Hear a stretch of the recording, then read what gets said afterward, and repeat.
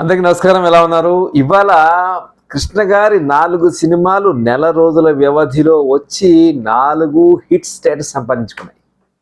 ఇది 1973లో జరిగింది. ఆ సినిమాలు ఏమిటో చెప్తాను. మొదటి సినిమా 1973 జూలై 12న విడుదలైంది, పుట్టినిల్లు మెట్టినిల్లు. నిజానికి ఇది ఏవిఎం ప్రొడక్షన్స్ వాళ్ళు తీసిన తమిళ సినిమాకి ఈ తెలుగు రీమేక్ అన్నమాట. తమిళ డైరెక్టరే పట్టు, ఆయన అసలు పేరు వేరే ఉంది కానీ పట్టు అని చెప్పి అంటారు. ఆయనే తెలుగులో కూడా డైరెక్ట్ చేశారు. చంద్రక తమిళలో నటించింది, ఆవిడే నటించింది. తల్లిగా సావిత్రి గారు నటించడం విశేషం. 2 పాటలు బాగా గుర్తుండిపోతాయి. ఒకటి ఇదే పాట ప్రతి చోట ఇలాగే పాడుకుంటాను అనేటువంటి పాట, ఇంకోటి సిరిమల్లె పువ్వు సిరిమల్లె నవ్వు జాబిల్లి అని వచ్చేటువంటి పాట. అది కృష్ణ గారు, జేసుదాస్ గారు పాడారు, కృష్ణ గారి మీద పిక్చరైజ్ చేశారు. ఇదే పాట ప్రతి చోట ఇలాగే పాడుకుంటానది సోహన్ బాబు గారు అందులో రేడియో సింగర్. అలా బోల్తా పడ్డావులే పిల్లదా అనేటువంటి ఇంకో పాట కూడా ఉంది, అది కూడా బాగా హిట్టే. అయితే కృష్ణ గారు సోహన్ బాబు కలిసి నటించిన 6వ చిత్రం ఇది. బహుశా ఇదే వాళ్ళు నటించిన ఆఖరి బ్లాక్ అండ్ వైట్ చిత్రం. ఆ తర్వాత గంగా మంగ వచ్చేసినట్టుంది. అప్పటికి ఇక కలర్ సినిమాలు స్టార్ట్ అయిపోయినాయి. బహుశా చివరిగా మనం చెప్పుకోవచ్చు. విచిత్రం ఏంటంటే ఈ సినిమాలో మనం ఎవరు ఊహించిన కాంట్రవర్సీ జరిగిందండి. ఆ కాంట్రవర్సీ ఏమిటంటే ఎవరి పేరు ముందెయ్యాలి అనేటువంటి ఒక కాంట్రవర్సీ వచ్చింది. ఇది ఆశ్చర్యంగా ఉంటుంది. ఇద్దరు హీరోలు నా పేరు ముందు అని పట్టుబట్టారట. చివరికి ఏమేమి వాళ్ళు తల పట్టుకుని ఎవరి పేరు వేయకుండా వదిలేశారు. ఇదే సమస్య వాళ్ళు భూకైలాస్ తీసినప్పుడు కూడా వచ్చింది. అప్పుడు కూడా అక్కినేని అందులో నారదుడు కదా, ఆయన ఎన్టీఆర్ గారు రావణ బ్రహ్మ కదా, వాళ్ళు కూడా అంతా చివరి నిమిషంలో ఎవరి పేరు ముందుండాలి అనేటువంటి పేచి వచ్చినప్పుడు ఏవిఎం వాళ్ళు ఇదే పద్ధతి పాటించారు. మళ్ళీ అదే పద్ధతి ఈ సినిమా కూడా పాటించారు. ఈ సినిమా నేను బందర్లో ఉన్నప్పుడు ఐ థింక్ నాకు 61 అంటే 12 ఏళ్ళు ఇంచుమించుగా, బహుశా 7th పూర్తి చేసి 8th వచ్చినట్టున్నాను. బందర్ బృందావన్ థియేటర్లో వచ్చింది ఈ సినిమా. నేను చూశాను, గుర్తుంది నాకు. చాలా రోజులు ఆడింది బందర్లో. 2-3 సెంటర్లో 100 రోజులు ఆడినటువంటి సినిమా, హిట్ సినిమా కింద లెక్క. సో నిజానికి ఈ సినిమాకి పేరు వచ్చింది కృష్ణ గారికి అన్నా కూడా నాకెందుకో సోహన్ బాబు గారికి మంచి పేరు వచ్చిందని నాకు అనిపిస్తుంది. ఎందుకంటే ఆ పాట చాలా పాపులర్. ఇదే పాట ప్రతి చోట అనేటువంటి పాట చాలా పాపులర్. కృష్ణ గారు చాలా సాఫ్ట్గానే అన్నయ్య రోలు, అంటే అన్న చెల్లెల్ని ప్రేమిస్తే ఇందులో ఇంకో కొడుకు తల్లిని ప్రేమిస్తాడు. సో ఈ గమ్మత్తైన సెంటిమెంట్ తోటి బాగా వర్కౌట్ అయిన సినిమా ఇది. జూలై 12 అండి. తర్వాత జూలై 20న వచ్చింది స్నేహబంధం. స్నేహబంధం ఇది వాణి ఆర్ట్ పిక్చర్స్ బ్యానర్ మీద సుబ్బరాజ్ గారు నిర్మించారు. ఆయన అంతకుముందు హంతకులు దేవాంతకులు సినిమా కూడా తీశారు. ఈ సినిమాకు విచిత్రం ఉంటుంది, మరి ఎంతమందికి తెలుసు తెలియదు కానీ ఈ సినిమాకి మాటలు రాసింది దాసరి గారు. స్నేహబంధం సినిమాకి అవును దాసరి గారు రాశారు. అలాగే మంచి పాట, స్నేహబంధము ఎంత మధురము చెరిగిపోదు కరిగిపోదు జీవితాంతం అనేటువంటి పాట సత్యం సమకూర్చిన బాణి చాలా బాగుంటుంది. రేడియోలో నిత్యం వినిపించేటువంటి పాట. కృష్ణరాజు సత్యనారాయణ, అంటే కృష్ణరాజు సత్యనారాయణ కూడా ముగ్గురు హీరోలు నటించారు కాబట్టి ఇది కూడా మల్టీ స్టారర్ కింద లెక్క. కృష్ణ గారి సినిమా నిజానికి జమున గారి హీరోయిన్. అయితే ఈ సినిమా 100 రోజులు ఆడిందని అడగండి, 100 రోజులు ఆడలేదు, 50 రోజులు కొన్ని కేంద్రాల్లో ఆడింది. అంటే ఆ సినిమా బడ్జెట్కి ఆ సినిమా రిటర్న్స్కి చూస్తే డెఫినెట్గా ఇది హిట్ స్టేటస్ అనే చెప్పాలి. అలా 12న ఆ సినిమా ఆడింది, 20న స్నేహబంధం సినిమా హిట్ అయింది. ఇది యాక్చువల్గా ఈ సినిమా డైరెక్షన్ కూడా గమ్మత్తుగా కృష్ణ గారు చెప్పారు. రామచంద్రరావు గారు కానీ చంద్రశేఖర్ రెడ్డి గారు కానీ పెట్టుకోండి, ఫస్ట్ రామచంద్రరావు గారి దగ్గరికి వెళ్ళండి అని చెప్పారు సుబ్బరాజ్ గారికి. అయితే రామచంద్రరావు గారు అప్పుడు అందుబాటులో లేక ఆయన ఎటో వెళ్ళిపోయారు, ఇంటో చెప్పకుండా సంథింగ్ ఏదో. అప్పుడు ఆయన కోసం వెయిట్ చేస్తే 10-15 రోజులు వెయిట్ చేసి ఆయన రాకపోయేటప్పటికి చంద్రశేఖర్ రెడ్డి గారి దగ్గరికి వెళ్ళారు. చంద్రశేఖర్ రెడ్డి గారు డైరెక్ట్ చేశారు. దాసనారాయణరావు మాటలు రాయాలని చెప్పారు. ఎందుకంటే హంతకులు దేవాంతకులు కూడా దాసనారాయణరావు మాటలు రాశారు. బస్ అది కారణం ఉండొచ్చు ఈ సినిమాకి దాసనారాయణరావు మాటలు రాయటానికి. సో స్నేహబంధం. 3వ సినిమా నేరమో శిక్ష. ఇంతకుముందు గతంలో మాట్లాడుకున్నాం. నేరమో శిక్ష మహేంద్రబాబు ఇంచుమించు ఒకే కథతో తీసినటువంటి సినిమాలు. మహేంద్రబాబు కొంచెం ఆలస్యంగా వచ్చింది, నేరమో శిక్ష ముందు వచ్చింది. నేరమో శిక్ష క్రైమ్ అండ్ పనిష్మెంట్ ఆధారంగా విశ్వనాథ్ గారు తీసిన సినిమా. ఇక్కడ కూడా ఒక గమ్మత్ చూడండి. మన్నవ చిత్రం అనుకుంటా కదా, బాలయ్య గారు బ్యానర్ అది. ఆయన అంతకుముందు మేబీ 71 అనుకుంటా కదా చెల్లెలు కాపురం సినిమా తీశారు. చెల్లెలు కాపురం సినిమా తీసిన తర్వాత ఆయన కథ చాలా కాలం తీసుకుని ఆ కథని తయారు చేసిన తర్వాత సరే విశ్వనాథ్ గారు డైరెక్ట్ చేస్తున్న సమయంలో నిజానికి ఆయన సోహన్ బాబు గారిని అడిగారు ఫస్ట్. బహుశా అప్పుడు అప్పుడు ట్రేడ్ వర్గాలు అంటాయి కదా, ట్రేడ్ వర్గాల పోగొట్ట ఏమిటంటే శోభన్ బాబు గారు కలర్లో అయితేనే చేస్తా అన్నారని, అందుకని బాలయ్య గారు అంత డబ్బు పెట్టలేక కృష్ణ గారిని సంప్రదించి కృష్ణ గారిని తీసుకున్నారని. కృష్ణ గారు, కె విశ్వనాథ్ గారు అంతకుముందు ఉండమ్మ బొట్టు పెడతా చేశారు, తర్వాత ఈ సినిమా చేశారు. ఈ సినిమా తర్వాత వాళ్ళిద్దరు ఎందుకో కలిసి పనిచేయలేదు. జయరామ శిక్ష ఏమండి ఓ సారు ఓ బట్ల దొర గారు అనేటువంటి పాట చాలా బాగుంటుంది. ఒకరిది నేరం ఒకరికి శిక్ష అనేటువంటి పాట, ఒక బ్యాక్గ్రౌండ్ సాంగ్ చాలా బాగుంటుంది. జయరామ శిక్ష నిజానికి కృష్ణ గారికి ఒక నటుడుగా ఆయనకు మంచి పేరు తెచ్చిన సినిమా. అలాగే అంటే బాలయ్య గారికి చెల్లెలు కాపురం తర్వాత మళ్ళీ నేరం శిక్ష తీయటం అనేది ఆయన బ్యానర్ని నిలబెట్టినటువంటి సినిమా. ఇది 100 రోజులు ఆడింది ఈ సినిమా. మొత్తం మేబీ 100 రోజులు ఎక్కువ సెంటర్లో ఆడకపోయిండొచ్చు, కానీ 100 రోజులు ఆడిన సినిమా. సో 12, 20, 27 అయిపోయింది. 27 తర్వాత నెక్స్ట్ వచ్చింది మనకి ఆగస్ట్లో వచ్చింది. ఆగస్ట్ 8 అనుకుంటా దేవుడు చేసిన మనుషులు సినిమా వచ్చింది. దేవుడు చేసిన మనుషులు కృష్ణ గారి సొంత బ్యానరు, రామచంద్రరావు గారి డైరెక్టరు, కృష్ణ గారి చాలా అంటే ఆది సుబ్బారావు గారి తర్వాత మాకు ఇష్టమైన దర్శకుడు నాకు ఎందుకో రామచంద్రరావు గారు అనిపిస్తారు. అది గొప్ప మ్యూజికల్ హిట్ కదా, రమేష్ నాయుడు గారు తీసినటువంటి గొప్ప మ్యూజికల్ హిట్ దేవుడు చేసిన మనుషులు. ఈ సినిమా నిజంగా మనం ఈ సినిమా హిస్టరీ కనుక చెక్ చేస్తారండి, చాలా మలుపులు ఉంటాయి సినిమా నిర్మాణంలో. సినిమా కథ గురించి వాటి గురించి అనట్లేదు. 12 కాపురం సద్దినోత్సవం సందర్భంలో ఎన్టీఆర్ గారు బ్రదర్ కృష్ణతో సినిమా చేయాలని ఉందని చెప్పడం, కృష్ణ గారు వెంటనే పొంగిపోయి ఒక కథని యాక్చువల్గా ఆయన ద్విపాత్రాభినయంతో రాసుకున్న కథ ఒకటి ఉంది. అందులో ఒక మంచివాడు ఒక చెడ్డవాడు 2 పాత్రలు ఆయనే వేద్దాం అనుకున్న కథని ఎప్పుడైతే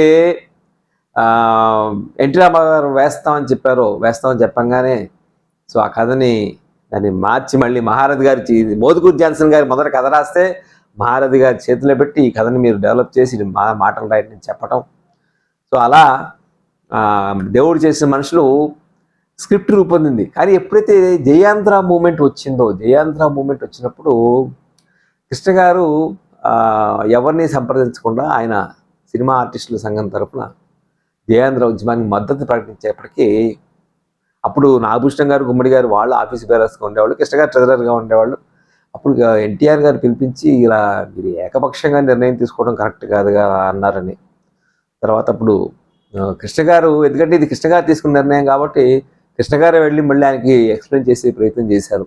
అదొక ఎమోషన్లో తీసుకున్న నిర్ణయం అని చెప్తే ఎన్టీఆర్ గారు ఒప్పుకోలేదు, అలా చేయడం కరెక్ట్ కాదు అని చెప్పి ఆయన ఈ సినిమాలో ఆయన కోపం వచ్చాడు. ఎన్టీఆర్ గారి కోపం ఎలా ఉంటుందంటే, కోపం వచ్చాడు ఆ కోపం కాస్త ఉంటుంది ఆయనకి. ఆ కోపంతో ఫస్ట్ నేను వేయనని చెప్పారు. సో అలా మళ్ళీ బ్యాక్ టు స్క్వేర్ లాగా దేవుడు చేసిన మనుషులు సినిమా మళ్ళీ ఆయన కథను మళ్ళీ మార్చుకుని మళ్ళీ ఒరిజినల్గా అనుకున్న ద్విపాత్రాభినయం కృష్ణ గారితోనే చేద్దాం అనుకోవటం జరిగిందనమాట. సో అలా ఫస్ట్ ఎన్టీఆర్ గారు ఒప్పుకుని మళ్ళీ ఆయన చేయని తర్వాత ఈ రకమైన మార్పు వచ్చిన తర్వాత అదే సమయంలో ఎన్టీఆర్ గారు నిమ్మకూరులో వాళ్ళ అబ్బాయి హరికృష్ణ గారి వివాహం సందర్భంగా కృష్ణ గారికి ఫోన్ చేసి మీరు రండి, పెళ్ళికి రావాలి, మీరు నాగేశ్వరరావు గారు వస్తున్నారు, అప్పటికి జయాంధ్ర మూమెంట్ ఉంది, మీరు రావాలి, తప్పకుండా వచ్చి ఆశీర్వదించాలని కోరితే కృష్ణ గారు విజయనగరం గారు వెళ్ళి మళ్ళీ అంతే అన్నీ నార్మల్ అయిపోయిన తర్వాత మళ్ళీ ఎన్టీఆర్ గారు నేను సినిమా చేస్తాను బ్రదర్ మీరు చేసుకోండి అన్నప్పుడు 40 రోజుల పాటు డేట్స్ ఇస్తే అప్పుడు ఇక్కడ మెడ్రాస్లో కరెంట్ ప్రాబ్లం ఉంటే అక్కడి నుంచి వాళ్ళు బెంగళూరులో షూటింగ్ పెట్టుకుని కృష్ణ గారు మద్రాసు బెంగళూరు షటిల్ చేస్తూ ఉండేవాళ్ళు ఆ సినిమా షూటింగ్కి. దానికి ఆ సినిమా క్లైమాక్స్ మరి బందర్లో తీయాలని ఐడియా ఇప్పుడు ఎక్కడ నేను గమనించలేదు. ఎందుకు బందర్లో తీద్దాం అనుకున్నారు ఆ సినిమా క్లైమాక్స్? ఎందుకంటే ఆ బందర్లో క్లైమాక్స్ మేము అందరం విట్నెస్ కదా, నేను చూసిన వాడిని బందర్లో దేవుడు చేసిన మనుషుల సినిమా క్లైమాక్స్ చూసిన వాడిని. అప్పుడు నేను 7th క్లాస్ టైంలో మేమందరం సినిమా స్కూల్కి వెళ్లకుండా 10 దగ్గర నుంచి అక్కడే కళ్ళప్పగించి ఆ షూటింగ్ వినాయకుడు అక్కడ ఆ పాట దేవుడు చేసిన మనుషులు చేసిన దేవుళ్ళారా అనేటువంటి పాట అంత ముఖ్యమైన తారాగణం అంతా ఉన్నారు. అంటే అటు విలన్గా ఉన్నటువంటి జగ్గయ్య గారు, లేక అంతారావు గారు, హీరోలుగా ఉన్న ఎన్టీఆర్ గారు, కృష్ణ గారు, వీళ్ళందరూ ఇంక దాంతోపాటు ఎంతోమంది జూనియర్ ఆర్టిస్టులు వీళ్ళందరూ. భీమరాజు అని ఉండేవాడు ఒక యాక్టర్, ఆయన మమ్మల్ని మేము ఆయనతో కబుర్లు చెప్తూ ఉండేవాళ్ళం. మీరేం చేస్తారు, ఆయన ఇట్లా లావుగా వస్తాదిలా ఉండేవాడు, మీరేం చేస్తారు, మీరు ఎక్కడ ఉంటారు, ఇవన్నీ ఏం తింటారు, ఏవో పిచ్చి ప్రశ్నలన్నీ ఆయన వేసినటువంటి గుర్తు నాకు ఉంది. సో అలా దేవుడు చేసిన మనుషులు క్లైమాక్స్ నిజంగా బందర్లోనే తీయాలని ఆలోచన అవుతుంది, కానీ వాళ్ళకి బందర్ ప్రజల తరఫున. ఎందుకంటే నా చిన్నప్పుడు జ్ఞాపకాలు ఎవరికి ఉంటాయండి, మిగిలిన వాళ్ళు ఎవరికి సంబంధం ఉండదు. మేము అందరం చూసిన వాళ్ళం కాబట్టి 73లో చాలా ఒక థ్రిల్లింగ్ మూమెంట్ ఇప్పటికీ.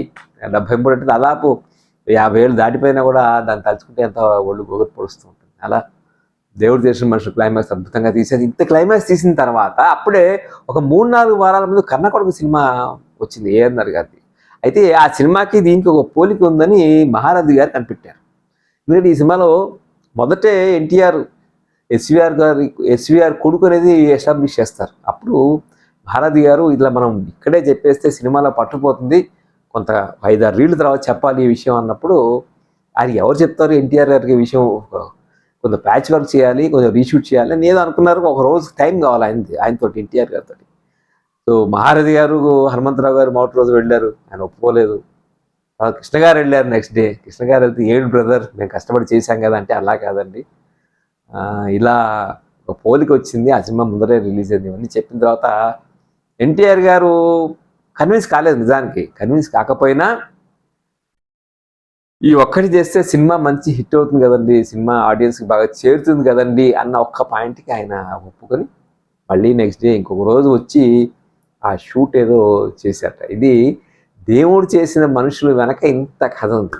ఒకసారి దేవుడు చేసిన మనుషులు అంటే ఇవన్నీ మనం బందర్లో వచ్చినప్పుడు, నేను ఆ సినిమా బందర్ దుర్గామహల్లో వచ్చింది. విచిత్రం ఏమిటంటే బందర్లో ఇప్పుడు చాలా థియేటర్లు లేవు. దుర్గామహల్ లేదు, బృందావనం లేదు, నటరాజు లేదు, వెంకటేశ్వర లేదు, ఇవే లేదు. వెంకటేశ్వరలో స్నేహబంధం వచ్చింది, నాకు స్నేహబంధం చూసినటువంటి గుర్తుంది.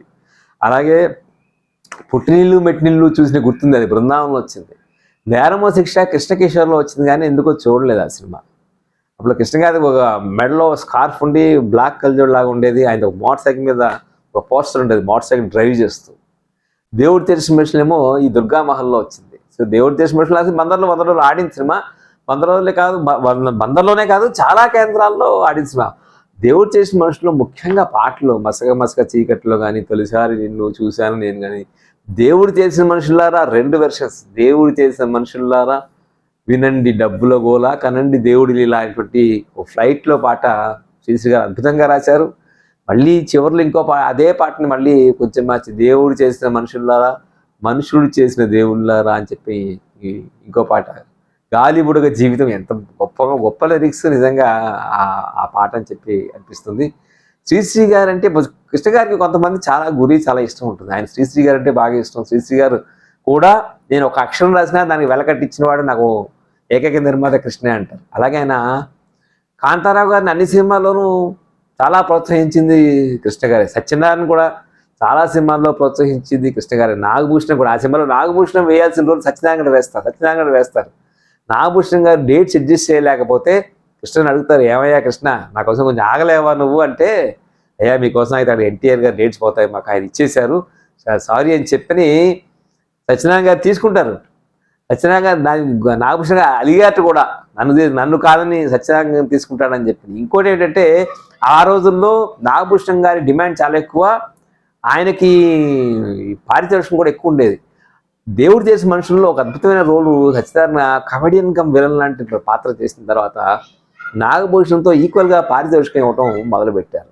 ఇవ్వండి ఇలా ఇంకోటి మీకు చెప్పాల్సింది ఏంటంటే, పుట్టిన రాజబాబు ఆ రోజుల్లో ఆయన లేని సినిమా ఉండేది కాదు. ఎస్పెషల్లీ కృష్ణ, శోభన్ బాబు వీళ్ళిద్దరి సినిమాల్లో ఆయన చాలా సినిమాల్లో అసలు ఎంతో కొంత రోల్ వేయాల్సింది.